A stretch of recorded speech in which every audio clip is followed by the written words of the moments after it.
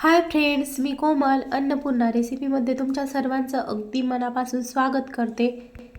आज आपण मस्त अशी साबुदाण्याची खिचडी बनवणार आहोत। खिचडी जरी बनवायला सोपी असेल तरी सुद्धा कधी कधी खिचडी खूपच चिकट होते किंवा कधी कधी खूपच खिचडी कडक होते, असं होऊ नये म्हणून आणि एकदम मऊसूद मोकळी सुटसुटीत खिचडी बनण्यासाठी पाण्याचं योग्य प्रमाण वापरून साबुदाणा भिजू घालण्यापासून खिचडी बनवेपर्यंत संपूर्ण रेसिपी दाखवली आहे आणि अगदी सविस्तर सुद्धा सांगितलेली आहे, त्यामुळे रेसिपी संपूर्ण पहा।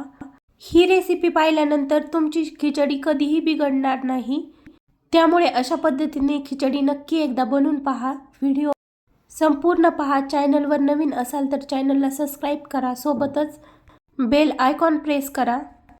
चला तर मग रेसिपीला सुरुवात करूया। सर्वात अगोदर आपल्याला आता साबुदाणा भिजायला टाकायचा आहे। त्यासाठी 1 वाटी साबुदाणा घेतलाय आणि आपल्याला साबुदाणा भिजण्यासाठी थोडं भांड पसरटच घ्यायचंय। आता त्याच्यात पाणी टाकून घ्यायचंय आणि 1 पाण्याने साबुदाणा स्वच्छ असा धुवून घ्यायचा आहे। आता हे पाणी टाकून दिले आणि आता त्याच्यात साबुदाणा भिजण्यासाठी पाणी टाकायचंय। पाण्याचं प्रमाण पूर्ण साबुदाणा भिजून साबुदाण्याच्या वरती अर्धा इंच पाणी राहिलंय, अशा पद्धतीनेच पाण्याचं प्रमाण वापरा।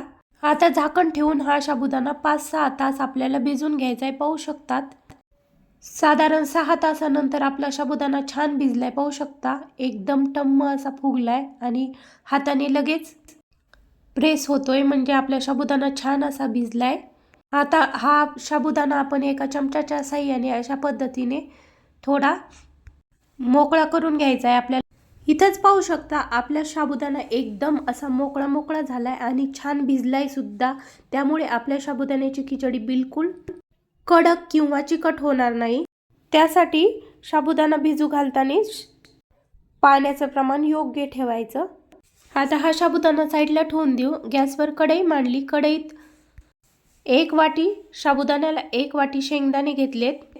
आता मीडियम गॅसवर एकसारखं हलवत शेंगदाणे भाजून घ्यायचे, म्हणजे आपले शेंगदाणे जळणार पण नाही। पाहू शकतात अगदी 2-3 मिनिटात शेंगदाणे छान भाजले गेलेत। लगेच आपल्याला गॅस बंद करायचा आणि हे शेंगदाणे एका ताटात काढून घ्यायचे आणि हे शेंगदाणे पूर्णपणे थंड करून घ्यायचे। तोपर्यंत मी इथं 2 मीडियम साईजचे बटाटे अशा पद्धतीने कट करून घेतले। तुम्हाला आवडत असेल तर इथं तुम्ही उकडलेला बटाटा सुद्धा वापरू शकता। हा बटाटा मी छान धुवून सुद्धा घेतलाय आणि आता गॅसवर कढई मांडायची आणि कढईत इथं शेंगदाण्याचं 2 चमचे तेल टाकून घेतलंय मी। तुम्ही तेलाच्या ऐवजी तुपाचा सुद्धा वापर करू शकता, तुपाने सुद्धा खिचडी छान होते। तेल सुद्धा छान गरम झालंय। आता लगेच त्याच्यात हा धुवून घेतलेला बटाटा टाकून घ्यायचा आहे। बटाटा खिचडीत खूप छान लागतो, त्यामुळे मी इथं मीडियम साईजचे 2 बटाटे वापरलेत। हवं असेल तर बटाट्याचं प्रमाण तुम्ही कमी सुद्धा करू शकता, पण बटाटा खिचडीत खूप छान लागतो। आता हे छान मिक्स करून घ्यायचंय आणि बटाटा मिनिटभर तेलात छान परतून घ्यायचा। 1 मिनिटानंतर लगेच आता बारीक चिरलेली हिरवी मिरची टाकून घ्यायची। हवं असेल तर हिरवी मिरची तुम्ही मिक्सरला फिरवून सुद्धा घेऊ शकता। हिरवी मिरची सुद्धा तेलात 1 मिनिटभर छान परतून घ्यायची। या ठिकाणी गॅसची फ्लेम मी लो ठेवलेली आहे। लो फ्लेमवर बटाटा मिरची छान तळलं जातं। लगेच आता आपल्याला 1 चिमूटभर मीठ मिरची आणि बटाटा परततानीच टाकून घ्यायचं। असं केल्याने आपल्या बटाट्याला मिरचीला छान मीठ लागलं जातं। मिरची बटाटा छान तळला सुद्धा जातो आणि खिचडीतला बटाटा छान असा खमंग खरपूस लागतो, त्यामुळे 1 चिमूटभर मीठ नक्की टाका। ह्यात लगेच मी भाजलेले थोडेसे शेंगदाणे टाकलेत। तुम्हाला आवडत असतील तरच टाका, नसेल टाकायचे तरी हरकत नाही। आणि हे छान मिक्स करून घ्यायचं आणि आपल्याला 2 मिनिट आता झाकण ठेवून हे लो गॅसवर परतून घ्यायचंय। तोपर्यंत आता आपण शेंगदाणे बारीक करून घेऊया। शेंगदाण्याचा कूट आपल्याला खूपच बारीक करून नाही घ्यायचा, थोडासा पाहू शकता अशा पद्धतीचा जाडसरच ठेवायचा आहे। आता तोपर्यंत आपले बटाटा सुद्धा छान परतला गेला असन। आपण आता झाकण काढून बघूया। पाहू शकता छान तळला गेलाय मिरची बटाटा शेंगदाणे। तुम्हाला मी उलथण्याच्या साहाय्याने 1 बटाटा फोडून दाखवते। पाहू शकता आपलं बटाटा छान शिजलं गेलंय। बटाटा मिरची छान तळली गेली, शिजली गेली तर आपली खिचडीसुद्धा अप्रतिम अशी होते. लगेच आपल्याला आता त्याच्यात भिजवलेला साबुदाणा टाकून घ्यायचा आहे. अगोदर साबुदाणा अशा पद्धतीने मोकळा करून घ्यायचा, नंतरच टाकून घ्यायचा, म्हणजे आपला साबुदाणा एकदम सुटसुटीत होतो. लगेच आता भाजलेल्या शेंगदाण्याचा कूट पण टाकून घ्यायचा आहे. हवं असेल तर शेंगदाण्याचं कूटाचं प्रमाण थोडंसं तुम्ही कमी करू शकता, पण ही अगदी योग्य प्रमाण आहे. लगेच चवीनुसार मीठ टाकायचं आहे. लक्षात ठेवा, आपण बटाटा परतताना सुद्धा चिमूटभर मीठ टाकलं होतं, त्यामुळे प्रमाणातच टाका. आता मीडियम गॅसवरच ही खिचडी आपल्याला छान अशा पद्धतीने मिक्स करून घ्यायची. एकसारखं हलवत अशा पद्धतीने आपल्याला खिचडी परतून घ्यायची.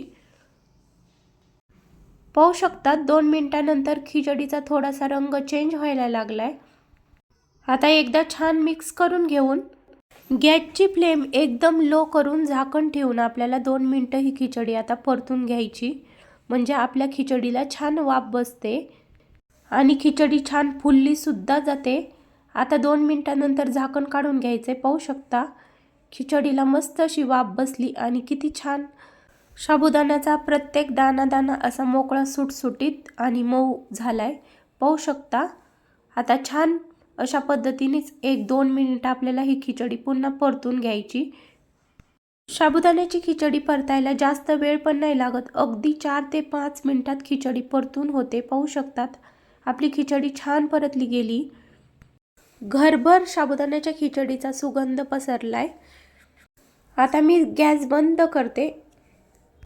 आपली खिचडी खाण्यासाठी तयार आहे. आता मी खिचडी एका ताटात काढून घेते. मला आशा आहे की तुम्हाला आजची साबुदाणा खिचडी रेसिपी नक्की आवडली असेल तर कमेंट्स करून सांगायला विसरू नका की साबुदाण्याची खिचडी कशी झाली. आता महाशिवरात्र येते तर नक्की अशा पद्धतीने साबुदाण्याची खिचडी बनवून पहा, तुम्हाला नक्कीच आवडेल. तुम्हाला उपवासाच्या नवीन रेसिपी पाहायला आवडतील का, नक्की कमेंट्स करून सांगा. रेसिपी आवडली असेल तर लाईक करा, शेअर करा, चॅनलला सबस्क्राईब करा. पुन्हा भेटूया अशाच मस्त खमंग रुचकर आणि साध्या सोप्या रेसिपीसोबत. व्हिडिओ पाहिल्याबद्दल धन्यवाद. Bye bye.